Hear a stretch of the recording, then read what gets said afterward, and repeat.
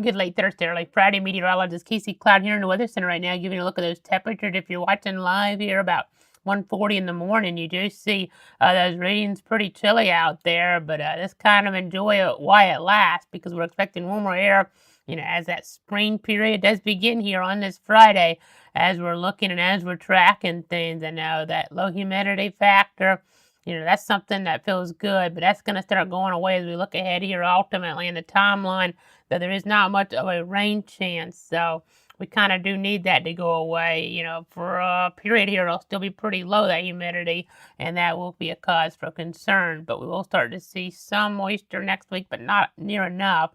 As I say, that extended forecast here in a few minutes, the drought is a concern as we're looking and as we're tracking things. But I know we'll watch for some fog potential maybe Saturday morning. Right now, they're not necessarily seeing that as a storyline here. You see these readings as we look here, warmer out toward like Missouri and Arkansas and Oklahoma. That's kind of intriguing to see here. But, cooler in the east here as we get up toward the northeast. You do see even some wintry weather up there as we get toward parts of New Hampshire there and Vermont, for instance. So kind of sending that in Maine there as well on the map. But as we kind of go back down, you see that icon. It's west of our area, but some smoke there around Panama City. I know there have been some different control burns and the like west of our covered area as we're looking out there, as we're tracking things here with the very latest. I know, just important to keep our eyes on all of that here as we're looking and as we're tracking things.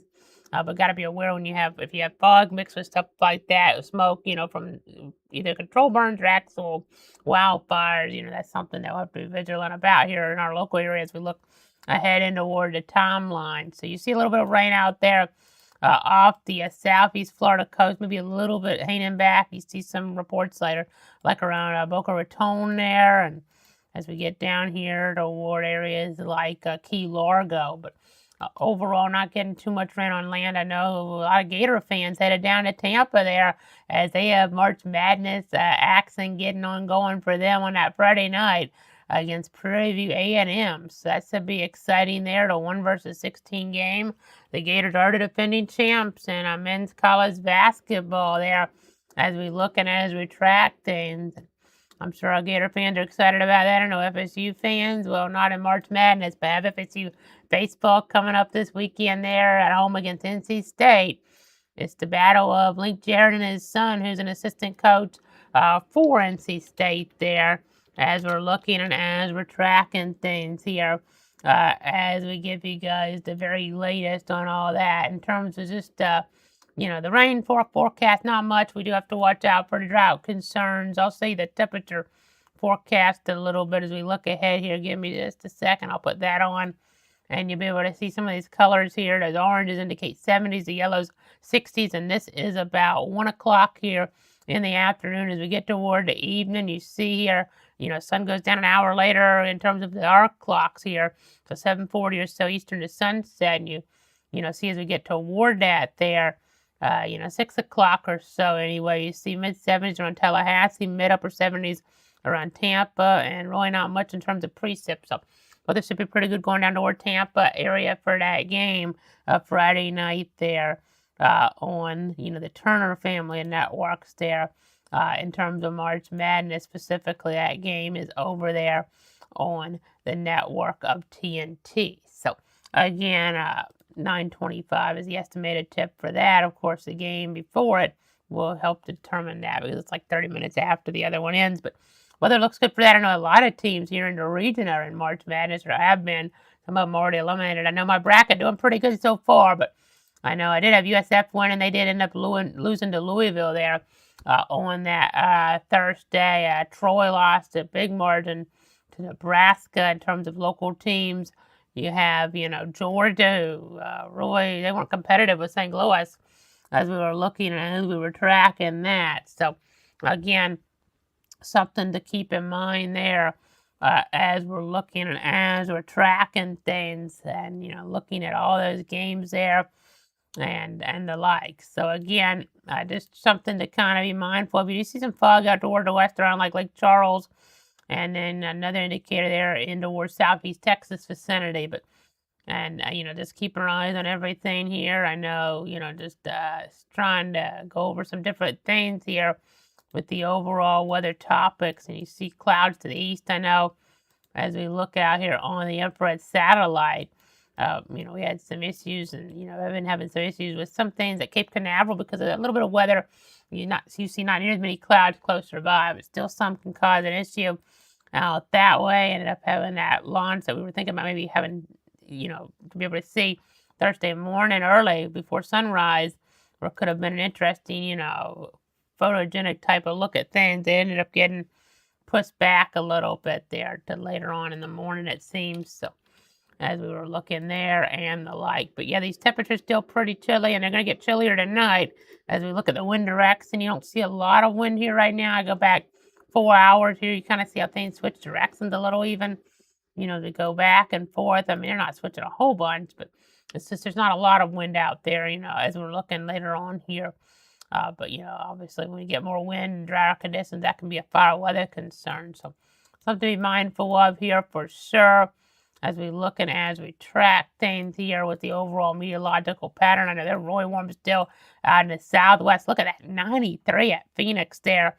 We're looking at the observation for like 10 o'clock Pacific time. I guess it would be there toward Phoenix. Are they on Pacific time this time of year? Let me double check that because that can always get a little bit tricky there sometimes. Okay, they're on Mountain Standard Time though, so it's the same. It's equivalent to that. I mean, technically it's Mountain Time, but they're Mountain Standards, so it's the same as Pacific Time here, pretty much out toward Phoenix. So it's actually 10:48 there now, but this is observation from about 10 o'clock or so.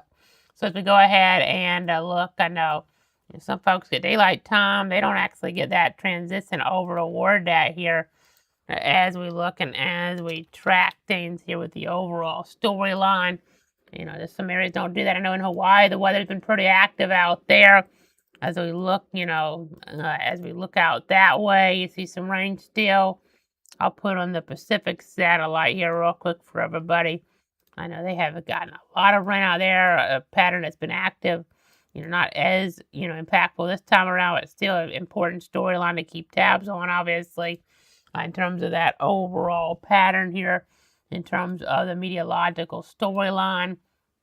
I know, as we look ahead here, some different things on that Friday. We do have schools like UCF and March Madness on that Friday. They're going to be playing out there in Philadelphia against UCLA. You have Miami and St. Louis against Missouri as we look at some regional type of teams here. Alabama, they're going to be in Tampa earlier in the day, and you have Tennessee State in St. Louis. I know we're getting a little bit further away with that. And Tennessee, Clemson's in Tampa. But in terms of like 3 states, Alabama, Georgia, Florida, there's a lot of teams that have been in, some of them already losing, like Kennesaw State in Georgia and Troy in South Florida. But, as we kind of look and as we kind of track, just give you that, heads up on things into the overall storyline. So, again, just watching things pretty calm here. So, you do see some stuff up in Michigan. They've had a pretty busy pattern here lately. Really busy, honestly, with ice and just snow, piling up there, causing some big problems in some of these communities up that way. In terms of power outage numbers right now, I'll go ahead and look at that. There's still almost 8,000 customers here that we're looking at here on the board. I know earlier in the week we had worse numbers than that up that way, but almost 8,000 customers in the dark according to Power.us with all the wintry weather up that way.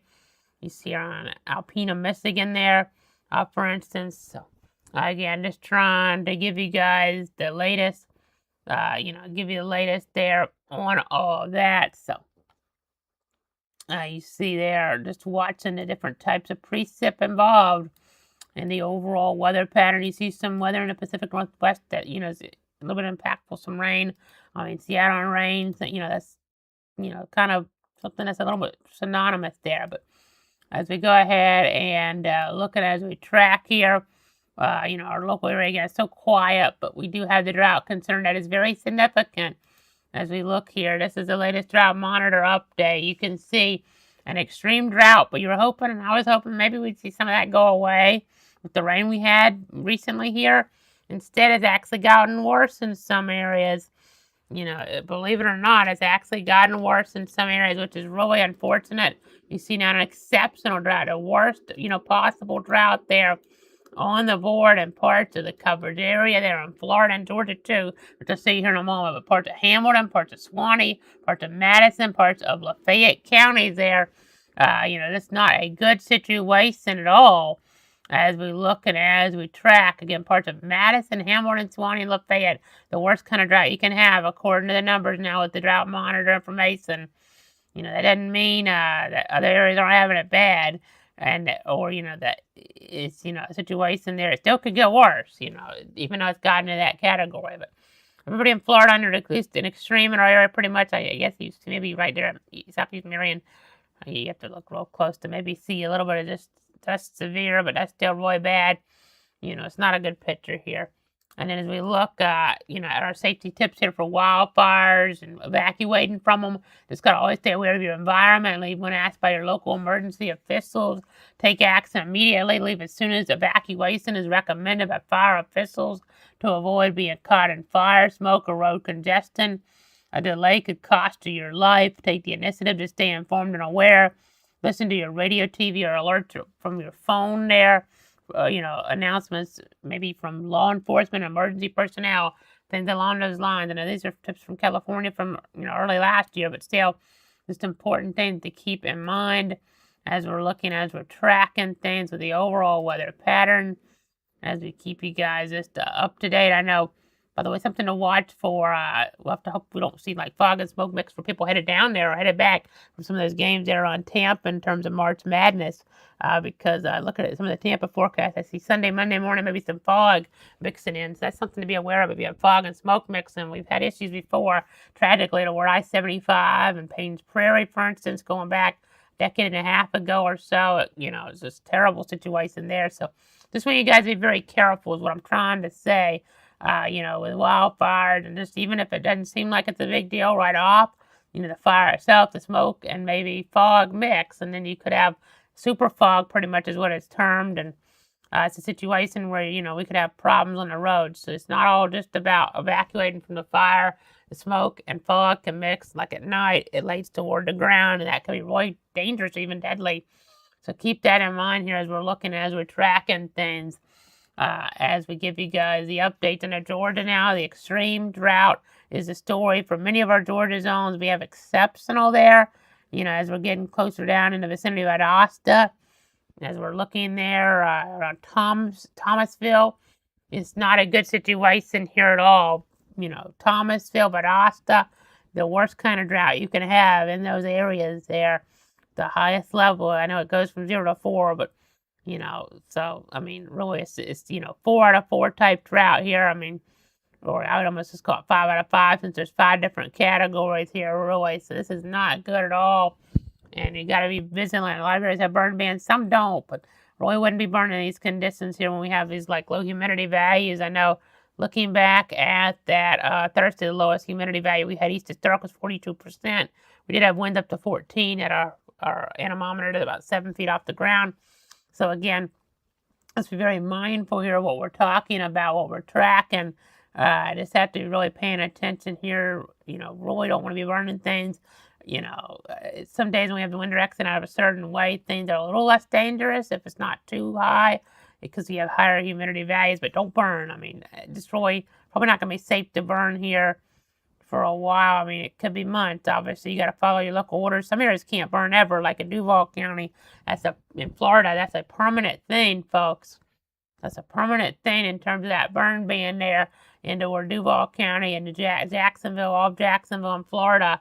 As I switch back over to this real quick, on the first coast, you can't ever burn there, no matter the conditions. That's something that is permanent there, whether we're in a better spot or not. Even when you can burn, you have to follow certain rules about distance and the like. So not a fun situation here. I know the grass has been kept down some by these dry, cold type conditions here.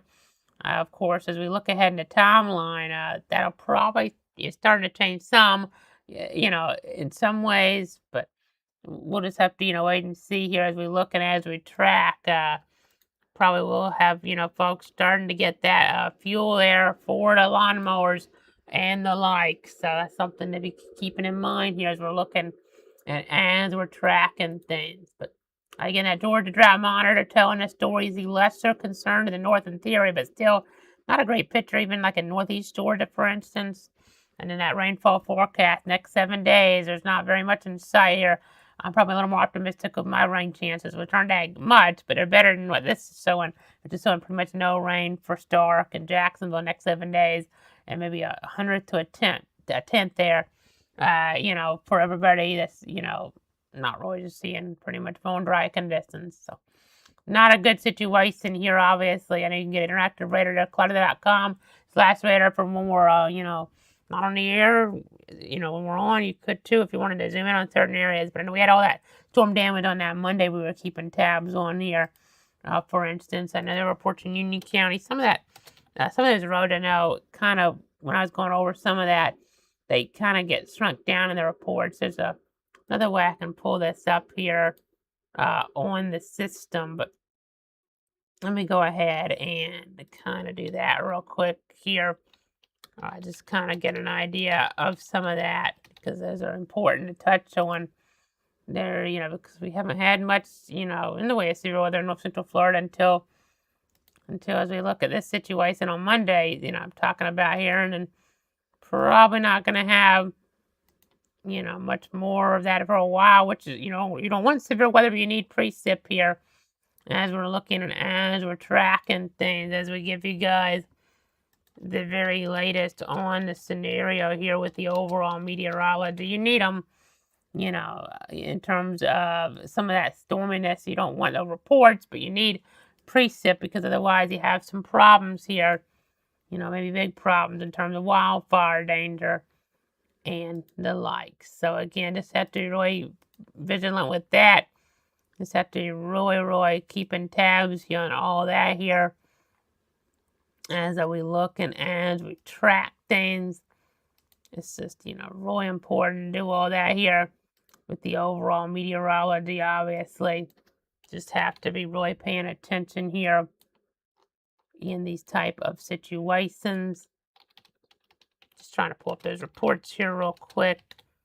I know the main feed didn't have the full information. I'm just going to try to pull them up, though, on my separate source here real quick, because I wanted to try to find what I'm looking for here. Sometimes things shift around a little bit.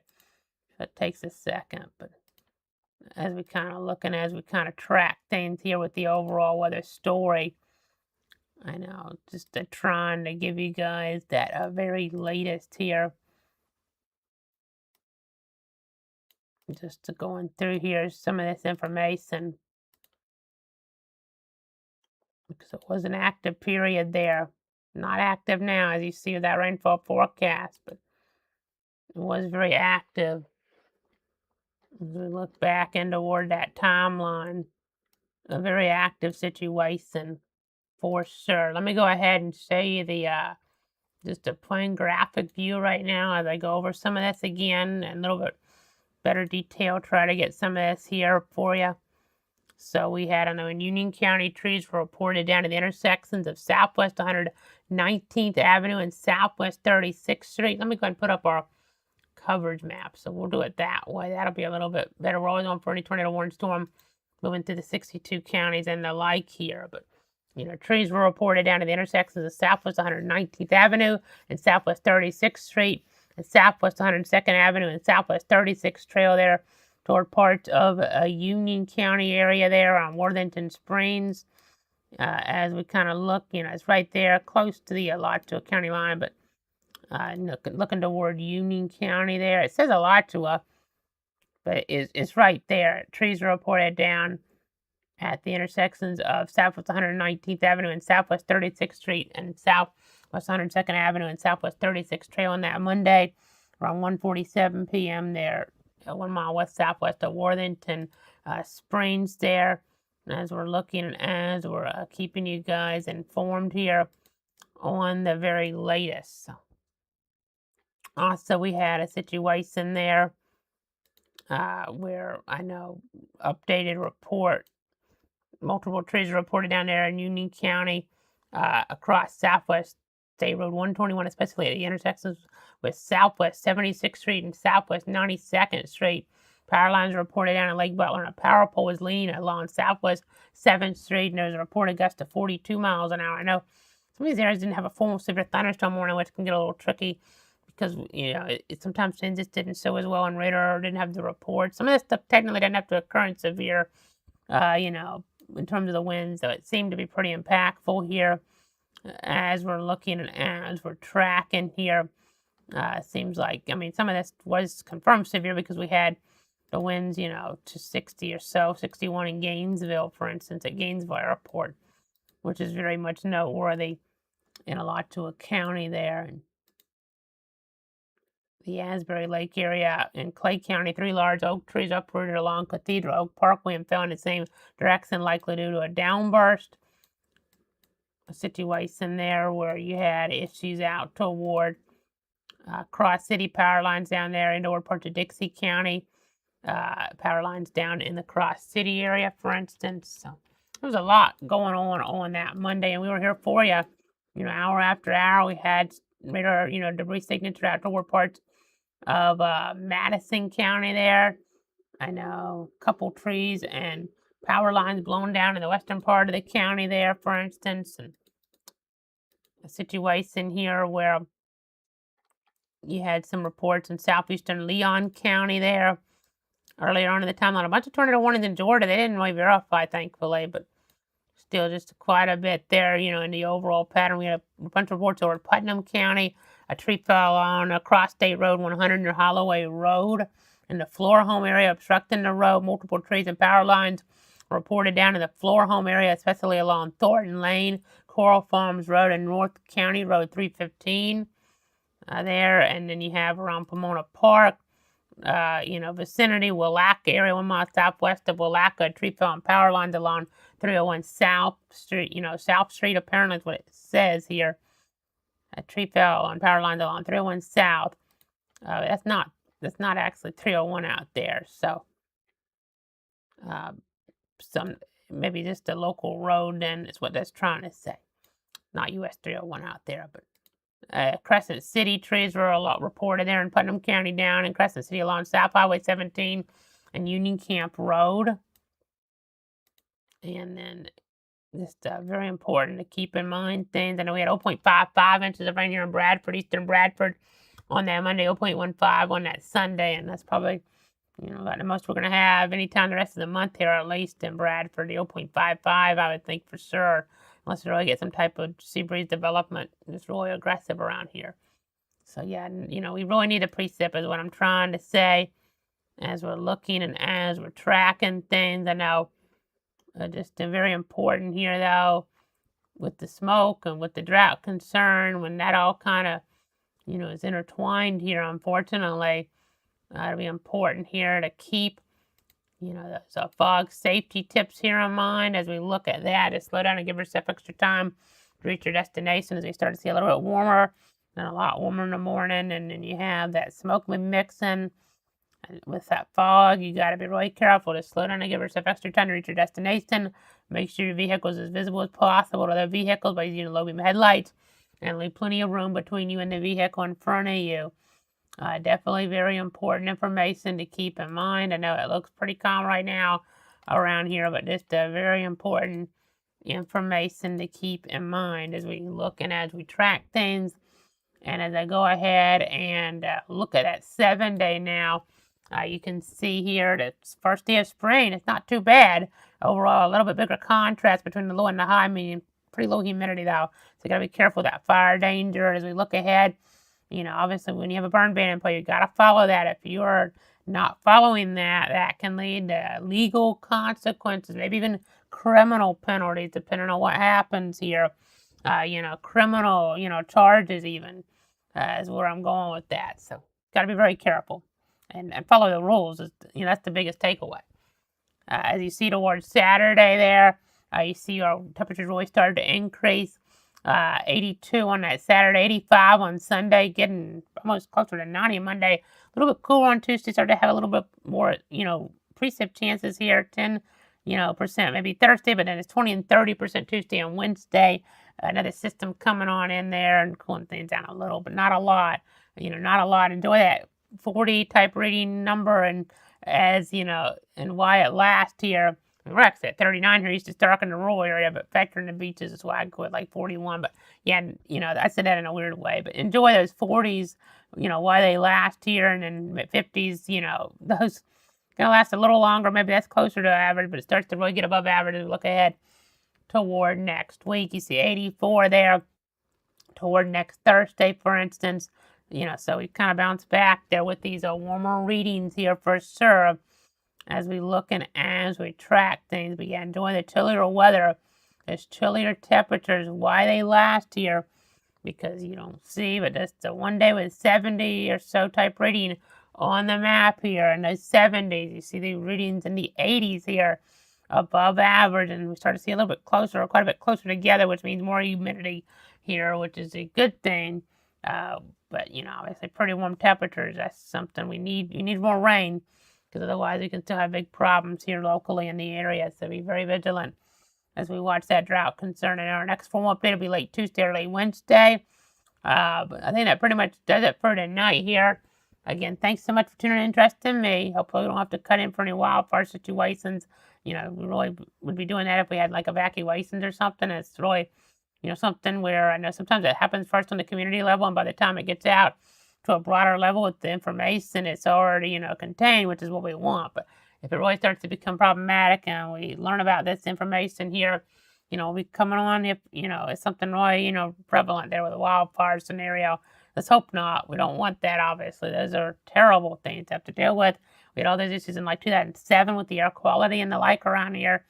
We don't want a repeat of that at all. We've had some other issues in other years. I mean, of course, in the 90s, we had big problems. I wasn't here then in the late 90s, but, not here in this area then. But in 07, I remember it wasn't even that big of a deal nationally, but we just had smoke everywhere. It was just not fun.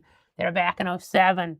So I can't believe that's already been 19 years, but it was not fun. Smoke, I remember up in Albany there, going through there back, coming on a trip back down, and just, all the smoke up there is just terrible.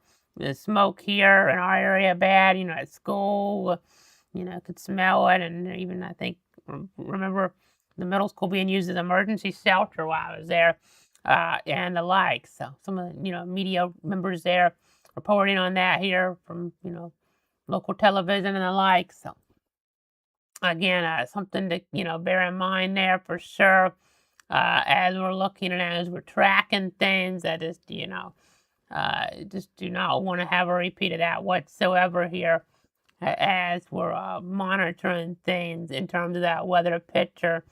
It looks calm here, but we got to be careful, because you could have some issues here intertwined with this as we look, and just want to enjoy that basketball on television instead. I know they're move on to the round of 64 there in the women's March Madness tournament there now, in terms of the women's NCAA basketball tournament. So neither the Gators or the Seminoles in that here this year, but hopefully better luck in the years to come, obviously, especially for my Seminoles there. We have to talk about the Gators here, because I know they are really good in men's college basketball, but it's a situation here where, of course, I want my Noles to do good, and maybe we'll do really good in baseball. We have softball. They've been winning some games here, pretty good fast in there lately, so see how that progresses here in the weeks and months to come, as we, June's important, well, that period anyway, important time frame for softball and baseball. But, want to be playing good in the preceding months there as well. But, as you look ahead in that timeline. I see folks like Thomas watching on YouTube. Thanks for tuning in and trusting me, everybody. Have a great night. We'll be back here late Tuesday or late Wednesday with our next scheduled update. That'll wrap it up for now. I've got to watch out for rip currents in the beaches, by the way, too. Spring breakers in town, or, as it warms up, they might be trying to jump in the water before they leave. And those rip currents, that's a threat here. So be very mindful. Really, even if you're a strong swimmer, you got to be careful. But if you're not a strong swimmer, it's really probably not a good thing. When you have that rip current risk around, you could be really, putting yourself in danger here. So it's always better to be safe, than sorry, obviously. as we're looking, as we're tracking things with all that. Those rip currents can be very serious, deadly, obviously. You just walk on the beach, walk on that sand there, unless you really have that experience in the water, and and it's not too bad in that localized spot. Maybe, you just got to be really careful because that can be deadly. Walking on the sand can be pretty fun there. I mean, sometimes you have to watch out for jellyfish and the like, with that. But as we're looking, as we're tracking, but just be very careful here overall as we look and as we track things, as we give you guys the very latest. Let's try to be as positive as we can here with things, and I'll just try to give you, the things you need to know. Even if this looks good, it should be good. You should be able to enjoy this overall. This is a pretty good 7-day, but I just want to let you guys know about the caveats here, just in case of the rip currents and fire danger and fog and things like that. So try to enjoy things, everybody. Let's try to be positive with this, and have a great weekend out there. Enjoy the basketball on the different networks. And I guess as Gator fans, headed down there toward Tampa to stay safe, obviously. Headed down there and headed back. And, other teams as well all across the country. Some intriguing games. 48 teams left in that field in the men's March Madness tournament there, 2026. Have a great weekend.